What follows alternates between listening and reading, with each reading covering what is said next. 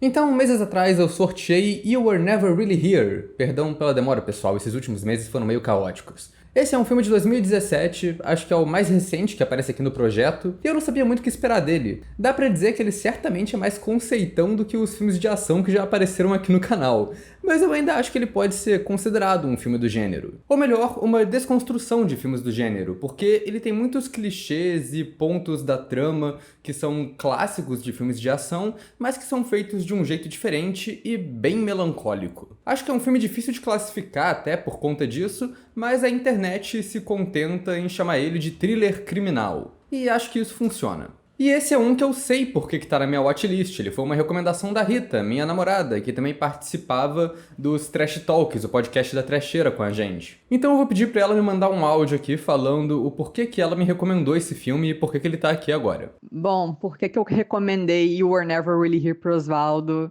Eu não lembro exatamente, mas quando esse filme saiu em 2017, a gente escrevia para uma webzine e eu me interessei em falar sobre esse filme lá. E eu fiquei muito impressionada com esse trabalho da Lynne Ramsay. Eu já conhecia o filme mais famoso dela, que é o Precisamos Falar Sobre Kevin, e me chamou muito a atenção como esse filme consegue equilibrar duas coisas que são distintas, que são a brutalidade e a delicadeza. E por esse filme trabalhar de alguma forma ali no gênero da ação, eu achei que o Osvaldo pudesse se interessar, porque esse filme faz isso, mas completamente fora do óbvio. Eu acabei curtindo bastante esse filme mesmo. Ele é muito bem feito, é bem atuado, ele conta uma história que é simples, mas de um jeito não convencional e que é quase totalmente visual. É o tipo de filme que mostra que a gente pode sim repetir as mesmas histórias no cinema. Eu vejo muita gente na internet comparando ele com Taxi Driver, inclusive. Mas que se elas forem feitas de jeitos diferentes, parecem que é uma história nova. Então esse é um filme muito bom, que estrela o Joaquin Phoenix, um ator que tá em alta, que todo mundo gosta, e que foi dirigido e coescrito pela Lynne Ramsay, que fez Precisamos Falar Sobre Kevin, um filme de muito sucesso também. O filme foi ovacionado em Cannes, e pelo que eu vi dos relatos da diretora, ele foi exibido lá ainda incompleto.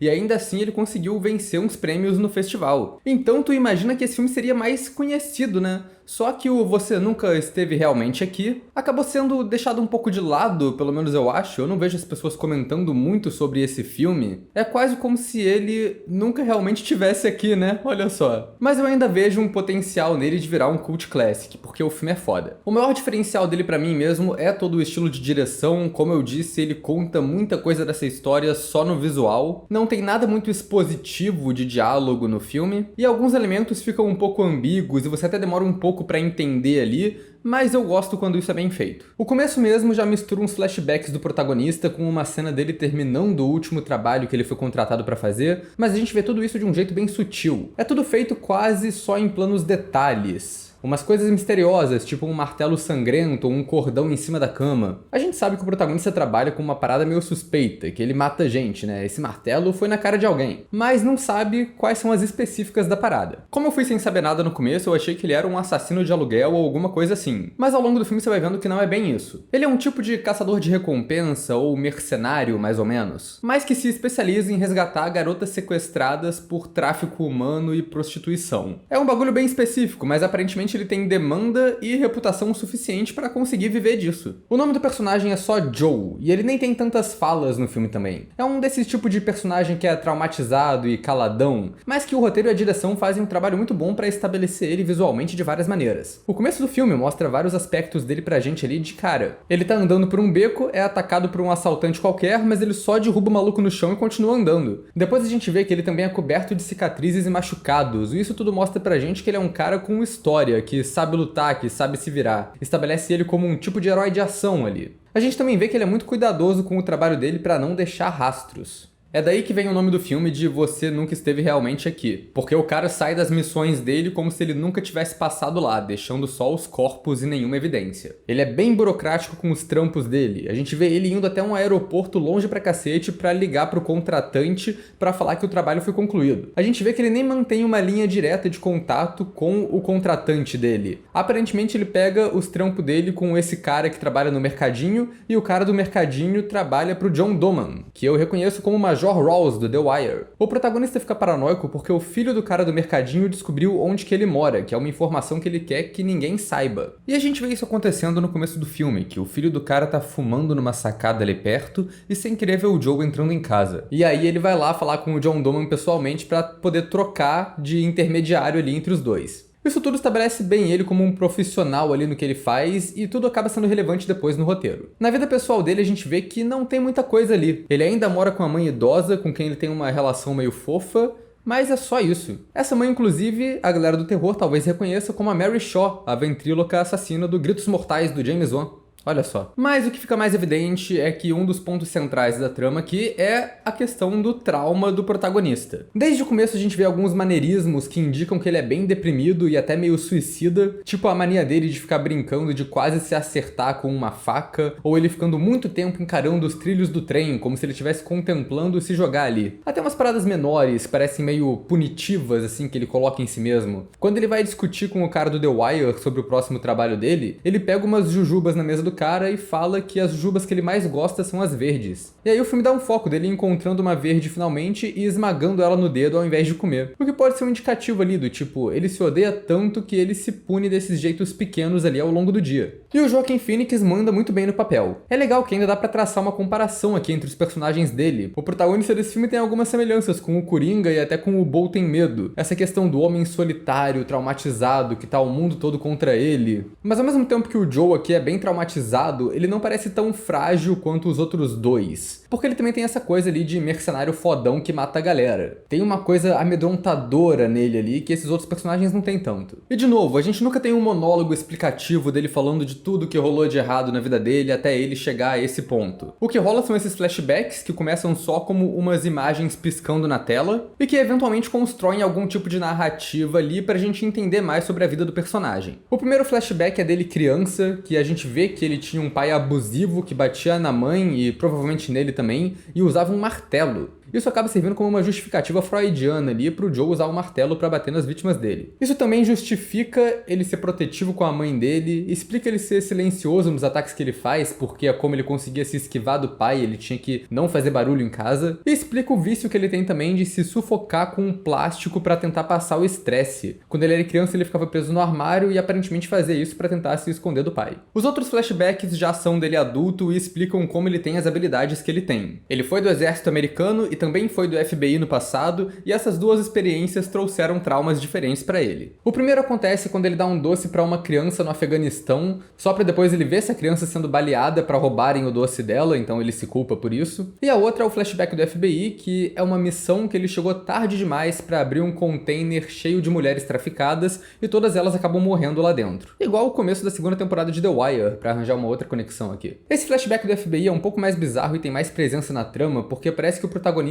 tem várias visões que lembram ele disso. Tem toda uma cena que umas turistas param ele pra pedir pra tirar uma foto e ele fica lá viajando em uma cena meio lúdica, vendo as garotas gritando de terror, chorando, encarando a câmera por um tempo longo demais. É uma direção que realmente te coloca ali no lugar do personagem, te deixa desconfortável por boa parte do tempo com o que tá rolando ali que você não entende. E tem outros momentos que ele vê umas mulheres ali com machucados, com sinais de abuso, que talvez sejam alucinações, talvez não, mas tudo acaba remetendo ele a esses eventos. Tudo isso justifica a linha de trabalho dele sem falar uma palavra no filme. Fica claro que ele se culpa por todos esses eventos e que ele resgata essas garotas hoje para compensar por essas mortes que rolaram no passado. Além disso, acho que tem uma outra motivação também, que ele era uma vítima de abuso na infância. Então quando ele é adulto, ele tentou entrar em umas carreiras ali que pudessem fazer ele agir contra abusadores. Os meios oficiais não deram muito certo, né? Então nisso ele acabou como um mercenário que mata pedófilo. Os flashbacks todos passam como se fosse um flash de memória que o protagonista tá tendo, então o posicionamento deles no filme também ajuda a gente a entender um pouco do que o protagonista tá pensando ali naquele momento. Por exemplo, quando ele acha que a mãe dele tá em perigo ali na metade do filme, aí entram alguns flashbacks do pai abusivo batendo na mãe, dela se escondendo. Então é uma montagem que eu acho muito bem feita também, como ela costura isso tudo. Toda a estética do filme é muito boa, como eu já disse algumas vezes. Tem uns enquadramentos bem criativos, tem essa montagem bem lúdica com saltos temporais e flashbacks, tem um ritmo devagar e essa trilha sonora sintética que tá rolando ali, dá uma vibe bem estilo filme do John Carpenter. só que talvez um pouco menos cínicos e mais melancólicos. Mas enfim, a trama principal aqui é que o Joe é contratado para resgatar a filha de um senador que foi sequestrada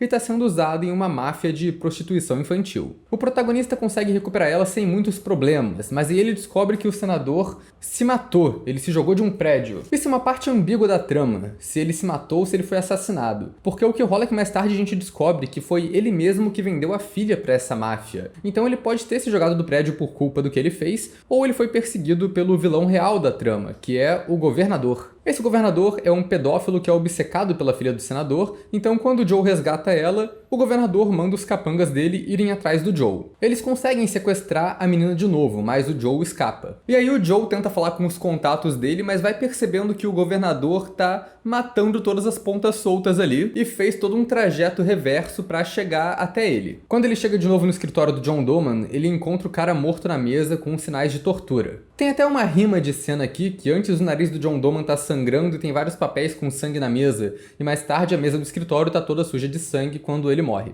O que fica evidente ali é que o senador contratou o John Doman, ele era um prestador de serviços do tipo ali, né, pra resgatar a filha sequestrada dele. Os caras do governo sabem que o John Doman manda na operação, então eles torturam o cara pra tentar pegar a informação de onde que a filha do senador tá agora. E de certa forma ele também é o estereótipo clássico de filme de ação, do amigo do protagonista, que é um cara mais velho, que tá prestes a se aposentar, tá fazendo ali um último trabalho pra pagar as contas dele, comprar o iate, pro meio do nada se divertir. Ele fala tudo isso no começo do filme, mas é óbvio que matam ele antes dele conseguir a aposentadoria. Enfim, o John Doman, sob tortura, deu o contato do cara do mercadinho, a gente sabe pelo começo do filme que o moleque lá sabe o endereço do Joe, e daí os homens do governador conseguem descobrir onde que o Joe mora. E de novo, tudo isso só pelo visual do filme. Sem diálogos, tu vai encaixando as cenas ali e deduzindo um pouco do que rolou. Isso tudo acaba com os capangas do governador invadindo a casa do Joe e matando a mãe dele. E tem uma cena também de rima no roteiro meio triste, que no começo ele chega em casa, a mãe tá dormindo e ele tira o óculos do rosto dela. Depois ele faz a mesma coisa, mas o óculos tá com um buraco de bala e todo sujo de sangue. E daí vem a trama clássica de filme de ação que eu mencionei. O filme demora quase 1 hora pra chegar nela, mas no fim das contas é uma trama de mercenário que foi contratado pra um trampo, tudo deu errado e ele acaba na mira de um cara poderoso, ao mesmo tempo que também tem essa coisa de matarem a família dele e ele ir atrás dos responsáveis. Apesar de que acho que a vingança nem é um fator muito determinante pra esse personagem, não. Depois que a mãe dele morre, a primeira reação dele é matar os capangas ali na casa dele, mas depois ele só decide se matar em um lago, afundando ali com umas pedras e com o corpo da mãe. É mais uma cena bem bonita, bem triste, com uma montagem lúdica ali dele entrando nesse fundo preto. Mas o que impede ele de se matar ali no fim das contas é uma visão que ele tem da filha do senador. Ele decide que ainda tem alguém ali que precisa da ajuda dele e vai tentar salvar a garota de novo. Ele então vai invadir a casa do governador, que é um cenário muito bom por si só, bem aproveitado na direção, vários planos longos do Joe andando pelo lugar. Pra ele chegar lá e descobrir que a própria garota já matou o governador com uma lâmina de barbear. Isso é outra subversão legal, que a gente não tem um confronto final. É quase uma coisa meio anticlimática ali, que o Joe chega no lugar e a treta já tá parcialmente resolvida. O filme termina com os dois fugindo juntos, e apesar de ter um tom melancólico o filme todo, eu até acho que termina numa nota mais ou menos positiva. O personagem tá considerando se matar de novo, o que a gente vê em uma cena surreal, que ele se dá um tiro na cabeça no meio de uma lanchonete e todo mundo ignora, como se nada tivesse acontecido. Um jeito não muito sutil do filme mostrar a imaginação do protagonista, que ele acha que aquilo tudo é inútil e que se ele se matar não vai fazer diferença nenhuma pro mundo, todo mundo vai seguir na mesma. Quase como se ele nunca realmente tivesse ali. Olha só, mais um significado aqui pro nome desse filme. A direção mostra bastante esse estado do personagem também de um jeito criativo e talvez um pouco literal. Tem algumas cenas que pra mostrar como o personagem se sente relevante, ele só desaparece. No começo, por exemplo, ele tá no aeroporto bebendo água e quando a cena muda o foco pra mostrar uma garota que tá sentada ali perto, o bebedouro aparece funcionando sozinho, sem ninguém, e aí ele para do nada. É quase como se ele tivesse invisível ali. Isso rima no final do filme, que o plano quando sobe os créditos é a lanchonete, onde ele tá com a garota, mas com os lugares vazios, como se os dois fossem invisíveis. Mas o fato dos dois estarem juntos nessa acaba dando um tom mais agridoce pro final, a coisa positiva que eu falei. A garota fala algo tipo, vamos embora daqui, o dia tá lindo, que é uma coisa mais esperançosa, e parece que rola uma união ali, de que os dois perderam tudo, mas agora eles têm um ao outro, então isso faz os dois seguirem em frente. Enfim, isso é praticamente a trama do filme todo. A única coisa que eu não mencionei muito aqui ainda são as cenas de ação, quando o Joe tá atacando e matando a galera. E essas são as cenas mais criativas do filme pra mim, porque ele pega essa coisa que geralmente é grandiosa de filme de ação e transforma numa cenas que são minimalistas e bem subversivas. Tem uma motivação artística aqui por trás disso? Eu acho que sim, mas eu também li na internet que eles fizeram muitas cenas assim por falta de orçamento mesmo. Mas eu acho que acaba criando um estilo tão único pro filme que parece proposital. É aquilo que eu falei no começo de ação desconstruída. Todo o ataque inicial do protagonista invadindo o lugar e matando os pedófilos na martelada é visto só por câmeras de segurança do prédio, de um jeito bem disfarçado, eu acho isso muito bom. A cena que ele luta com um policial corrupto é feito por um plano foda, que também disfarça a ação, focando mais em um espelho do teto do motel que tá refletindo o que tá acontecendo. O ataque na mansão do governador no final a gente não vê nada, só vê uns planos rápidos e estáticos ali dos corpos caídos no chão, mostrando como o personagem já passou por ali e já matou a galera. Mas pra mim o auge é quando ele mata os dois capangas que estão invadindo a casa dele. É uma cena muito diferente, que o Joe atira nos dois, um deles morre imediatamente e o outro fica lá moribundo no chão. Em um filme de ação comum, o personagem ia só interrogar esse cara na porrada pra saber quem que mandou ele lá. Mas nesse filme, o Joe deita do lado do capanga morrendo, fica trocando umas ideias com ele ali na amizade, canta musiquinha,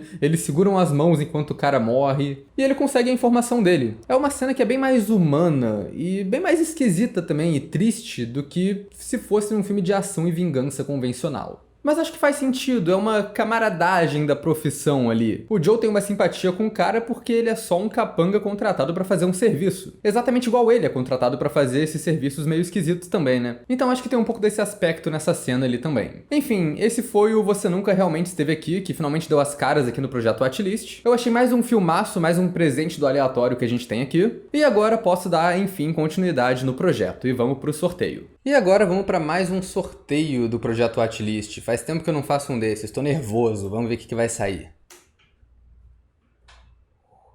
Ah, ok. Esse é um dos primeiros filmes do Scorsese, se eu não me engano. Então, olha só, grande rei Scorsese do TikTok vai aparecer aqui na trecheira. Vai aparecer aqui no canal secundário. Bora nessa.